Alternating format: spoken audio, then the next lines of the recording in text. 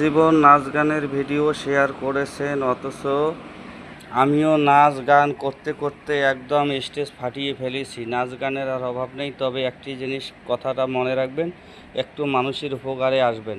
আমি একদম খাঁটি সত্য একটি কথা বলতেছি, এই পাতাটিকে আপনি ভালো করে চিনে রাখুন। এই পাতাটি হচ্ছে আকন্দ পাতা। এই পাতাটি দিয়ে একটি উপকার হয়, অনেক ধরনের কাজ হয়। এই দেখুন, এই পাতাটি আমি সংগ্রহ করেছি। যদি বলুন যে এই পাতাটির কাজ কী, তাহলে কথাটা শুনবেন ভাই আমার। একটি বড় মেয়ের ঘরের একটি ছেলে সন্তান জন্ম নিয়েছে। সেই সন্তানটির হয়েছিল নিউমোনিয়া, যাকে বলে নিউমোনিয়া। এই নিউমোনিয়া ডাক্তারের কাছে প্রায় 60 থেকে 65,000 টাকা খরচ করেছি, কোনো কাজ হয়নি।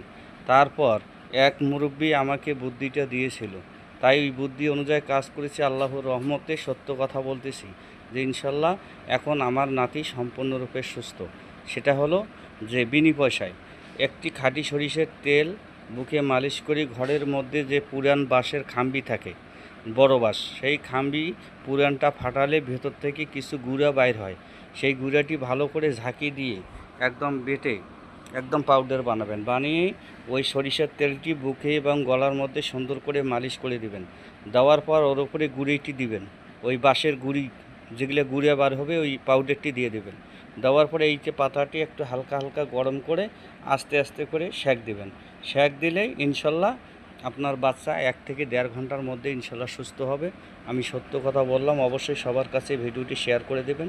ইনশাল্লাহ মানুষের উপকার হবে, এটাই সবার মধ্যে আমার অনুরোধ থাকলো।